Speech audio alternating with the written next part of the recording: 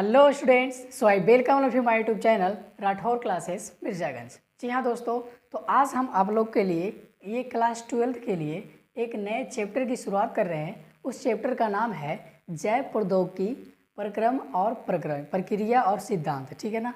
तो ये कितना चैप्टर है तो बता दें, ये आपका 11वां चैप्टर है। कितना चैप्टर है? 11वां। क्लास 12th का 11वां चैप्टर। तो ये बायोटेक आपको पढ़ना है और बहुत ही exam of point of view से बहुत ही ज़्यादा इम्पोर्टेंट चैप्टर है। तो ज़्यादा देरी बातें ना करते हुए जल्दी से चैप्टर को स्टार्ट किया जाए। चैप्टर का नाम क्या है?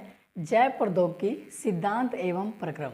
जैव प्रौद्योगिकी सिद्धांत एवं प्रक्रम, इसी को इंग्लिश में बोलते हैं बायोटेक्नोलॉजी प्रिंसिपल एंड प्रोसेस। तो इसका मतलब क्या हुआ? बायोटेक्नोलॉजी का मतलब होता क्या है? What is biotechnology? इसका परिभाषा क्या होता है? तो इसका नॉर्मल सी परिभाषा ये होता है कि मानव की गुणवत्ता में सुधार के लिए विभिन्न प्रकार के प्रोटीन का उपयोग, विभिन्न प्रकार के प्रोटीन बनाने के लिए, मानव जीवन में गुणवत्ता में सुधार के लिए विभिन्न प्रकार के प्रोटीन के उत्पादों का निर्माण करने के लिए जिस जैव प्रक्रिया में जीवों का प्रयोग किया जाता है उसे क्या कहते हैं? बायोटेक्नोलॉजी कहते हैं। अगर ये आपको लाइन समझ में नहीं आया तो एक और तरीके से इसको बताते हैं। जैसे देखिए, कोई भी डीएनए के ऊपर जो जीन होता है वो क्या करता है? प्रोटीन बनाता है। ठीक है। तो हमारे शरीर में इसी प्रकार से अग्नाशय ग्रंथि में मान लीजिए कोई डीएनए है और उसके वजह से एक हार्मोन बनता है इंसुलिन। क्या बनता है? इंसुलिन। तो अगर इंसुलिन कमी हो जाती है, कोई व्यक्ति के शरीर में इंसुलिन कम हो जाता है तो उसके शरीर के रक्त में ग्लूकोज की मात्रा बढ़ जाती है। किसकी मात्रा बढ़ जाती है? ग्लूकोज की। इसीलिए उस व्यक्ति को डायबिटीज़ नामक रोग हो जाता है।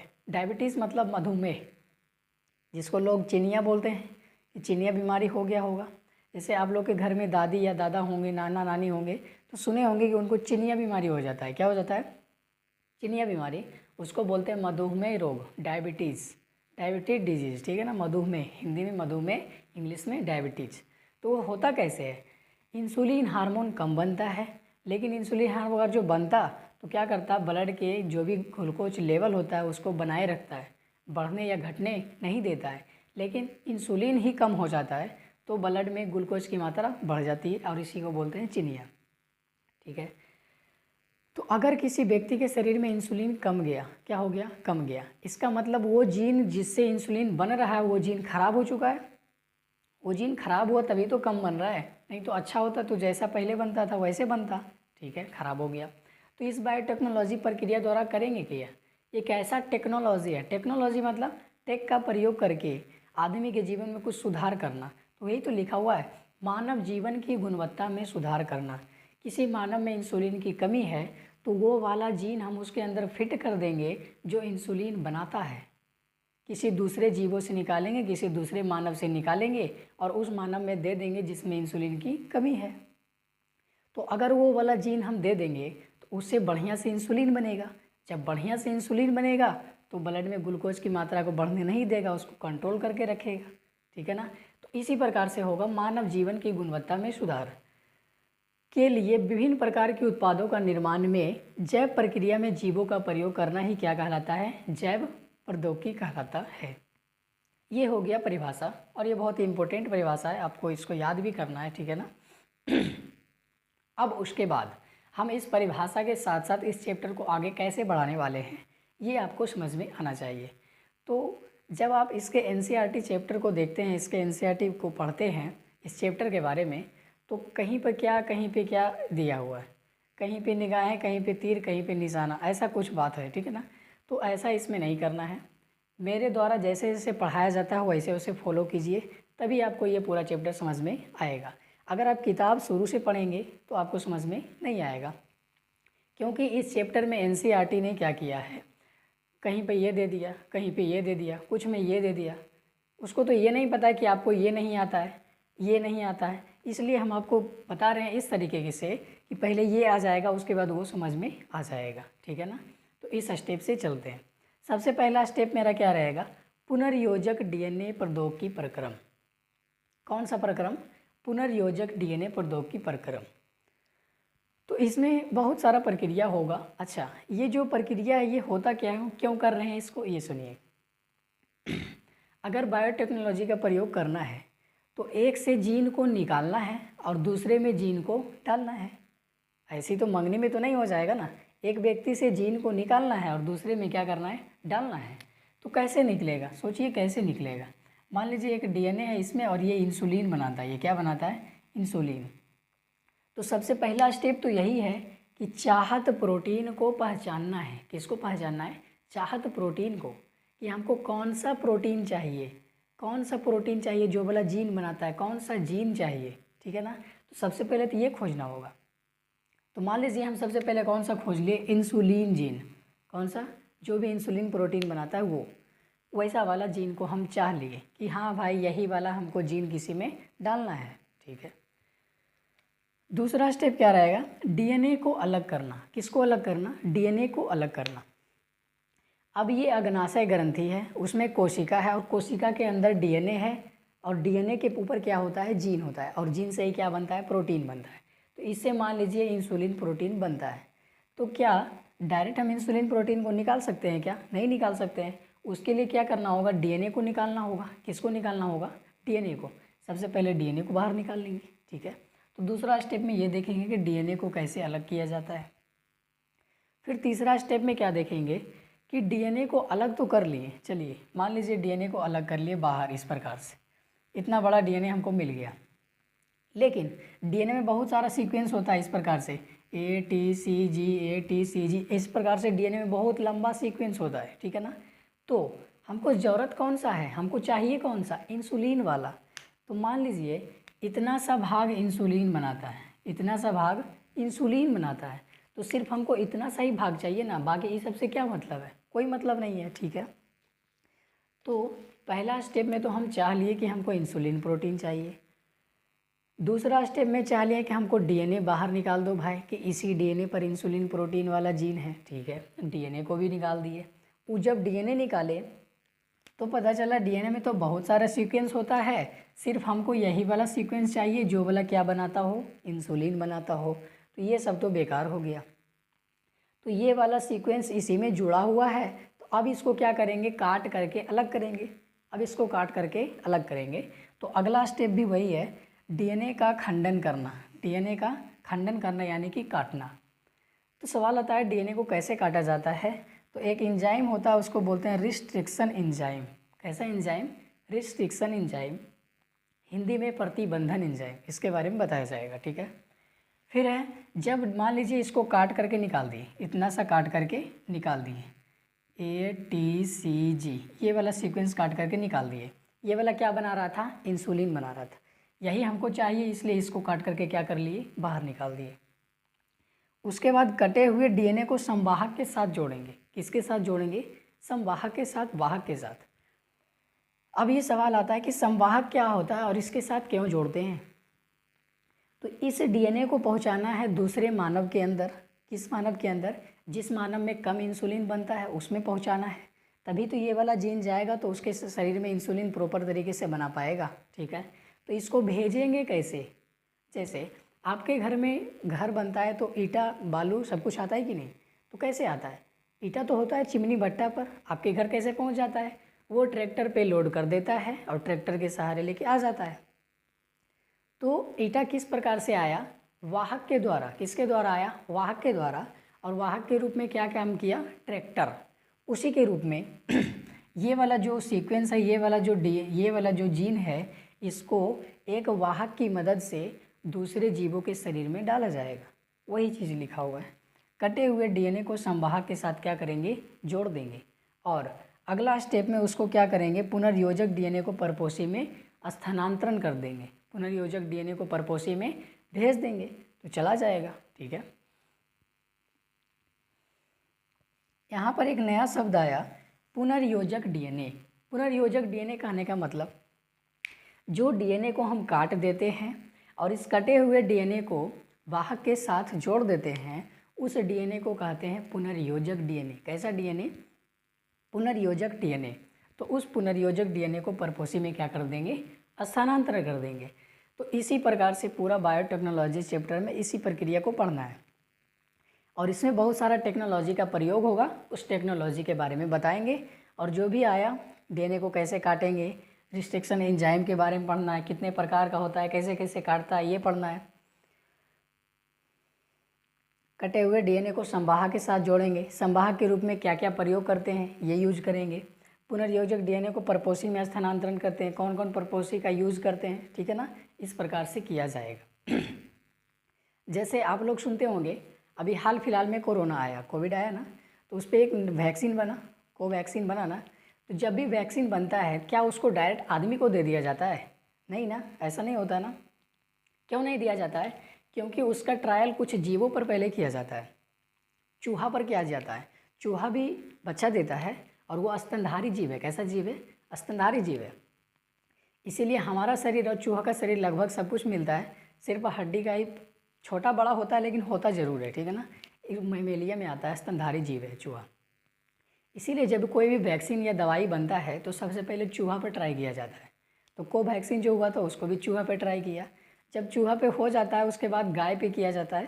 तो इस प्रकार से बहुत जीवों पे किया जाता है, फिर बंदर पे किया जाता है, उसके बाद मानव को दिया जाता है। डायरेक्ट मानव को देगा, हो सके मर जाए तो दिक्कत वाली बात है ना, इसीलिए ऐसा किया जाता है। तो ये सब जो भी हम प्रयोग कर रहे हैं टेक्नोलॉजी के अंतर्गत आता है, इसी को बोलते हैं बायोटेक। क्या बोलते हैं? बायोटेक, हिंदी में जैव प्रौद्योगिकी। तो एक एक करके सबको पढ़ेंगे और ये चैप्टर क्या हो जाएगा? ख़त्म। तो सबसे पहला प्रयोग क्या है? चाहत प्रोटीन को पहचानना। तो सबसे पहला में क्या लिखाएगा कि हमको जिस प्रोटीन के बारे में, जिस प्रोटीन को निकालना है, जिस जीन के बारे में जानना है, उसकी पहचान करना, ठीक है। दूसरा स्टेप में है डीएनए को अलग करना। दूसरा स्टेप में क्या है? डीएनए को अलग करना। अब सवाल आता है कि हम डीएनए को कोशिका से कैसे अलग करेंगे? डीएनए को कोशिका से कैसे अलग करेंगे? अगर मान लीजिए,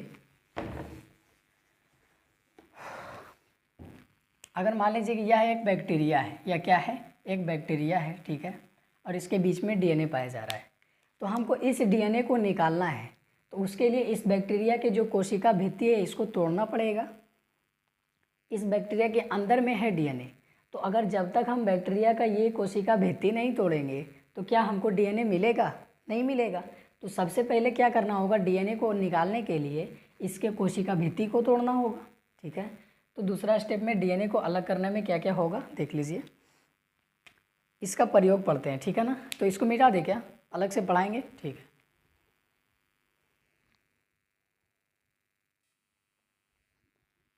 तो दूसरा स्टेप था डीएनए को अलग करना। तो अभी अभी हमने बताया था कि डीएनए को कैसे अलग करेंगे।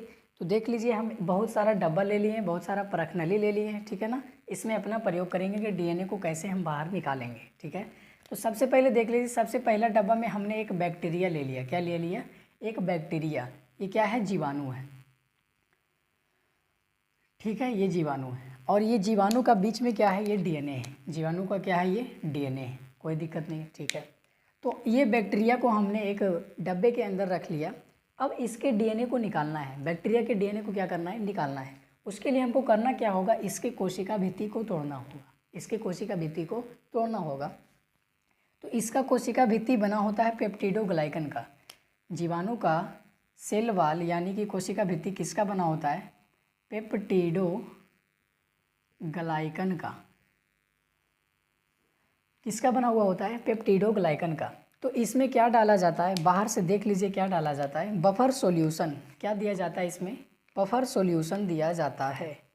बफर सॉल्यूशन, इसमें एक विलयन मिलाया जाता है, बफर सॉल्यूशन। क्या मिलाया जाता है? Buffer solution. तो जैसे ही बफर सॉल्यूशन डालते हैं तो ये जो पेप्टिडोग्लाइकन वाला इसका कोशिका भित्ति है, बैक्टीरिया का कोशिका भित्ति है, वो नष्ट हो जाता है। क्यों नष्ट होता है? क्योंकि इस बफर सॉल्यूशन में, बफर सॉल्यूशन जो होता है, इस बफर सॉल्यूशन में इसके साथ साथ में लाइसोजाइम होता है। क्या होता है? लाइसोजाइम। और लाइसोजाइम करता क्या है? इसका काम क्या है? लाइसोजाइम बैक्टीरिया के कोशिका भित्ति को नष्ट कर देता है। लाइसोजाइम क्या करता है? बैक्टीरिया के कोशिका भित्ति को नष्ट कर देता है। तो जैसे ही हम इसमें एक बैक्टीरिया लिए और इसमें क्या डाल दिए? बफर सॉल्यूशन, और उसके साथ क्या क्या डाल दिए? लाइसोजाइम। तो लाइसोजाइम के कारण बैक्टीरिया का कोशिका भित्ति क्या हो गया? नष्ट हो गया। तो आगे देखिए, आगे देखिए, आगे वाले डब्बा में ये बफर सॉल्यूशन घूम रहा है और इसमें क्या घूम रहा है, डीएनए घूम रहा है, और ये इसका और ये बैक्टीरिया का क्या घूम रहा है, डीएनए घूम रहा है, इस प्रकार से। ठीक है, अगला स्टेप में क्या करते हैं, इन दोनों को अलग किया जाता है, डीएनए को और बफर सॉल्यूशन को अलग किया जाता है। उसके लिए इसमें क्या डाला जाता है, चिल्ड एथेनॉल। इसमें क्या डाला जाता है, चिल्ड एथेनॉल, चिल्ड इथेनॉल। इसमें चिल्ड इथेनॉल डाला जाता है। जब चिल्ड इथेनॉल डाला जाता है तो आगे देखिए क्या होता है, बफर सॉल्यूशन अलग हो जाता है, बफर सॉल्यूशन अलग हो जाता है और डीएनए अलग हो जाता है, और डीएनए क्या हो जाता है, अलग। इस प्रकार से डीएनए अलग हो जाता है। ठीक है, बफर सॉल्यूशन अलग और डीएनए अलग हो जाता है। ठीक है, तो जब बफर सॉल्यूशन और डीएनए अलग हो गया, अब क्या करते हैं, इसमें एक स्पूनिंग विधि करते हैं। कौन सा विधि, स्पूनिंग, स्पूलिंग विधि, स्पूलिंग। इसको हिंदी में भी स्पूलिंग ही कहते हैं और इंग्लिश में भी स्पूलिंग ही कहते हैं। तो एक विधि करते हैं स्पूलिंग विधि। स्पूलिंग विधि में करा क्या जाता है, देखिए, एक ऐसा छड़ी डाला जाता है, इसमें छड़ी नुमा एक आकृति होता है इस प्रकार से, और इसको उसमें घुमाया जाता है, उस परख नली में घुमाया जाता है। तो बफर सॉल्यूशन अलग है और डीएनए क्या होता है, अलग हो जाता है। जब इसमें चिल्ड इथेनॉल डाले थे तो डीएनए क्या हो गया, अवक्षेपित हो गया। डीएनए क्या हो गया, डीएनए अलग हो गया, डीएनए अलग हो गया। ठीक है, जब डीएनए अलग हो गया तो उसमें कौन सा विधि किए, स्पूलिंग। स्पूलिंग में होता क्या है, इस प्रकार से इसमें एक डंडे डाले, डंडे में आकृति को, और उसको स्पूलिंग विधि कराया। स्पूलिंग मतलब घुमाना, एक चम्मच होता है, स्पून मतलब चम्मच होता है, तो जब उसको घुमाते हैं तो ये वाला डीएनए इसमें फंस जाता है। ठीक है, और फिर उसको उस डीएनए को क्या कर लिया जाता है, बाहर निकाल लिया जाता है। तो इस डीएनए को मान लीजिए हमने बाहर निकाल लिया इस प्रकार से, और इसमें बफर सॉल्यूशन रह जाता है। ठीक है ना, तो इस प्रकार से क्या होता है, डीएनए को अलग किया जाता है। इस प्रकार से डीएनए को अलग किया जाता है। अगर इसको कॉपी पे लिखना है लाइन में तो कैसे लिखना है पता है, बता देते हैं। सबसे पहले एक बैक्टीरिया को लेते हैं एक परख नली के अंदर। ठीक है, और उसके अंदर क्या डालते हैं, बफर सॉल्यूशन। जब बफर सॉल्यूशन डालते हैं और उसके साथ में लाइसोजाइम डालते हैं तो बैक्टीरिया का कोशिका भित्ति नष्ट हो जाता है, जिसके कारण डीएनए किसमें मिल जाता है, बफर सॉल्यूशन में। अगला स्टेप, जब दोनों मिल गया, बफर सॉल्यूशन और डीएनए दोनों मिल गया, तो डीएनए को अलग करने के लिए अब इसमें क्या डालते हैं, चिल्ड इथेनॉल का प्रयोग करते हैं। जब चिल्ड इथेनॉल इसमें डाले तो उससे हुआ क्या, डीएनए अलग हो गया, उससे डीएनए अलग हो गया। अब डीएनए अलग हो गया, अब उसके बाद क्या हुआ, अब इसमें एक स्पून डाले, स्पून मतलब चम्मच जैसे कुछ आकृति का इसमें डाले और स्पूनिंग विधि कराए। कौन सा विधि, स्पूनिंग विधि, स्पूलिंग विधि। उसे घुमाए इस प्रकार से और इसमें डीएनए लपटा गया और उसके सहारे क्या कर लिया, इसको बाहर निकाल लिया गया। तो इस प्रकार से हम डीएनए को क्या कर लिए, अलग कर लिए। ठीक है, डीएनए इस प्रकार से अलग हो गया। लेकिन अब यहाँ पर सवाल आता है कि अगर इस बैक्टीरिया की जगह पर कोई प्लांट वाला कोशिका होता तो, अगर इस बैक्टीरिया की जगह पर कोई कवक वाला कोशिका होता तो, अगर इस बैक्टीरिया की जगह पर कोई एनिमल सेल होता तो क्या करते, अलग अलग एंजाइम का प्रयोग करते। तो किस में किस एंजाइम का प्रयोग करते हैं अब उसके बारे में देखने वाले हैं। तब तक इसको उतारिए, स्क्रीनशॉट मार लीजिए।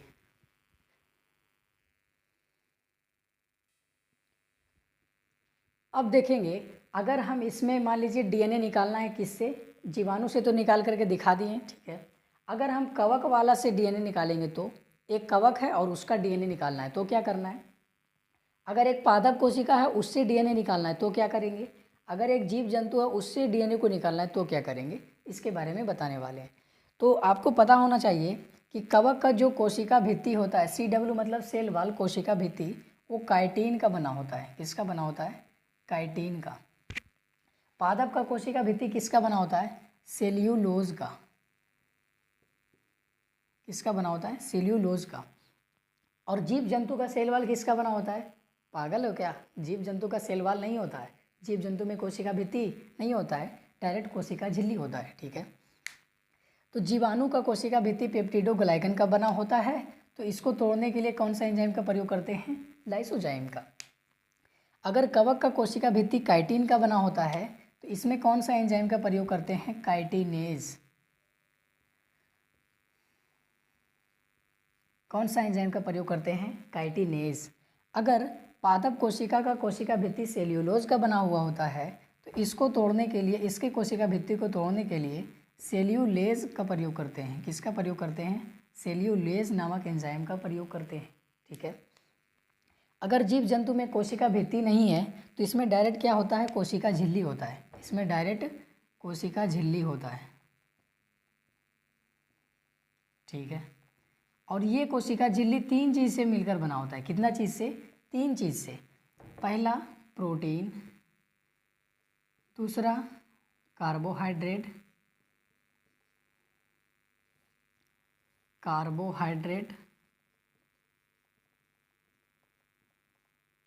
और वसा।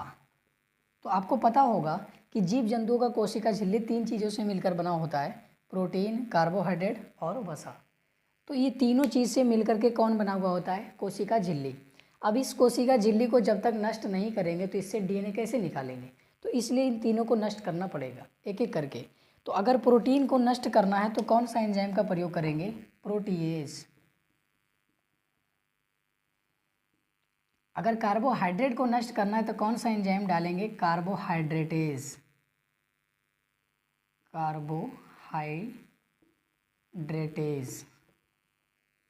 अगर वसा को करना है तो लाइपेज। अगर वसा को तोड़ना है तो क्या डालेंगे? लाइपेज डालेंगे। तो जो भी इधर ब्लू रंग से लिखे हैं वो एंजाइम का नाम लिखे हैं। किसका नाम लिखे हैं? एंजाइम का नाम। अगर ये एक बैक्टीरिया है और इसका कोशिका भित्ति बना हुआ है पेप्टिडोग्लाइकन से, तो इसके कोशिका भित्ति को जब तक नष्ट नहीं करेंगे तो डीएनए कैसे निकलेगा? ठीक है, ये सवाल है। तो ये पेप्टिडोग्लाइकन का बना होता है, इसीलिए इसमें लाइसोजाइम देते हैं। क्या देते हैं? लाइसोजाइम, ताकि इसका कोशिका भित्ति क्या हो जाए? टूट जाए। अगर जीवाणु की जगह पर कोई कवक हो, जीवाणु की जगह पर क्या हो? कवक, तो उस कवक का कोशिका भित्ति काइटिन का बना होता है। किसका बना होता है? काइटिन का। तो क्या फिर से लाइसोजाइम डालेंगे तो काइटिन कट जाएगा? नहीं, लाइसोजाइम किसको काटता है? पेप्टिडोग्लाइकन को काटता है। लेकिन यहाँ पर तो कवक वाला कोशिका भित्ति किसका बना हुआ है? काइटिन का। तो इसमें कौन सा एंजाइम देना होगा? काइटिनेज देना होगा। अगर पेड़ पौधा का कोशिका ले रहे हैं तो उसका जो कोशिका भित्ति होता है वो सेल्यूलोज का बना होता है। तो इस प्रकार से इसमें कौन सा एंजाइम देते हैं? सेल्यूलेज देते हैं, तभी ये कोशिका भित्ति टूट पाता है। अगर जीव जंतु की बात करें तो इसमें कोशिका भित्ति नहीं होता है। क्या होता है? कोशिका झिल्ली होता है। और कोशिका झिल्ली 3 चीज़ों से मिलकर बना होता है, प्रोटीन, कार्बोहाइड्रेट और वसा। तो तीनों चीज़ को तोड़ना है तो प्रोटीन को तोड़ने के लिए प्रोटीएज एंजाइम देखेंगे, कार्बोहाइड्रेट को तोड़ने के लिए कार्बोहाइड्रेटेज एंजाइम देंगे, और वसा को तोड़ने के लिए लाइपेज एंजाइम देंगे। तो इस प्रकार से क्या होगा? अलग अलग जीवों में क्या करेंगे? हम डीएनए को निकाल लेंगे। अलग अलग जीवों से क्या करेंगे? डीएनए को निकाल लेंगे। जब डीएनए को निकाल लिए, अब तीसरा स्टेप करेंगे। तीसरा स्टेप क्या करेंगे कि इतना बड़ा डीएनए तो निकाल लिए, लेकिन हमको चाहिए क्या? इंसुलिन वाला चाहिए ना, तो इसके कुछ पार्ट को निकालेंगे। तो अब तीसरे के बारे में पढ़ेंगे, तब तक के लिए ये वाला भी उतार लीजिए।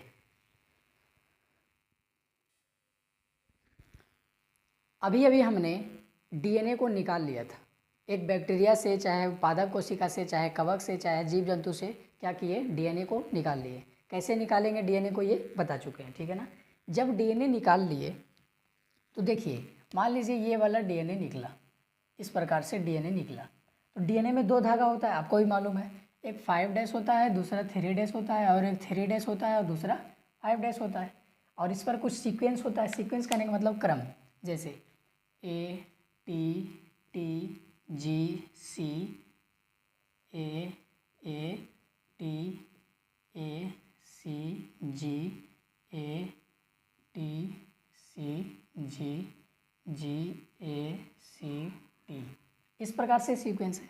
और इसके कॉम्प्लीमेंट्री नीचे होता है। तो A के सामने T, T के सामने A के T के सामने A, G के सामने C, C के सामने G, A के सामने T, A के सामने T, T के सामने A के सामने T, C के सामने G, G के सामने C, A के सामने T, और T के सामने A, C के सामने G, G के सामने C, G के सामने C, A के सामने T, C के सामने G, और T के सामने A। इस प्रकार से ये सीक्वेंस है। अभी दूसरा स्टेप में हमने क्या किया? एक बैक्टीरिया से डीएनए निकाला। तो मान लीजिए ये वाला डीएनए निकाले। ठीक है भाई साहब। अब इसमें हमको चाहिए कौन सा वाला? इंसुलिन वाला। तो मान लीजिए इतना सा इतना सा पार्ट ये क्या बनाता है, ये इंसुलिन बनाता है। इतना सा पार्ट ये क्या करता है, इंसुलिन बनाता है। तो क्या हम पूरे के डीएनए के सीक्वेंस को लेंगे और इसको फिट कर देंगे दूसरे मानव में? नहीं ना, हमको चाहिए कौन सा, इंसुलिन वाला। जो जीन क्या बनाता हो, इंसुलिन बनाता हो।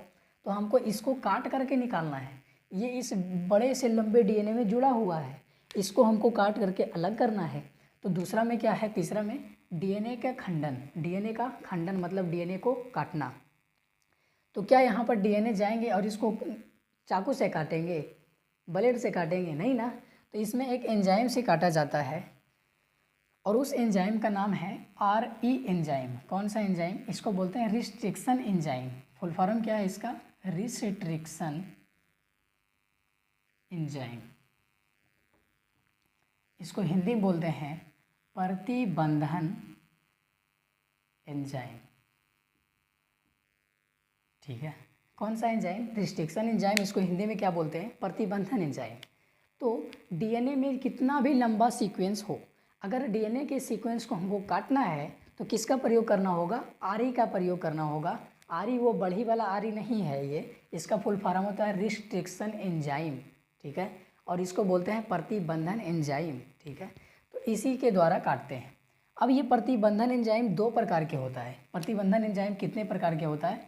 दो प्रकार के। एक होता है इंडोन्यूक्लियस, एक होता है रिस्ट्रिक्शन इंडोन्यूक्लियस और एक होता है एक्सोन्यूक्लियस। एक होता है इंडोन्यूक्लियस और दूसरा क्या होता है? एक्सोन्यूक्लियस। अब ये दोनों एंजाइम क्या क्या काम करता है और कैसे काम करता है? तो पहला वाला जो इंडोन्यूक्लियस है ये बीचों बीच काटता है। बीचों बीच डीएनए को कैसे काटता है? बीचों बीच मतलब मान लीजिए अगर जो इसमें 20 सीक्वेंस है तो 10-10 सीक्वेंस में काटेगा, एकदम बीचों बीच। 10 सीक्वेंस इधर, 10 सीक्वेंस इधर और बीच से क्या करेगा? काट देगा। कौन सा काटेगा? इंडोन्यूक्लियस वाला। अगर एक्सोन्यूक्लियस का एंजाइम है तो वो क्या करेगा?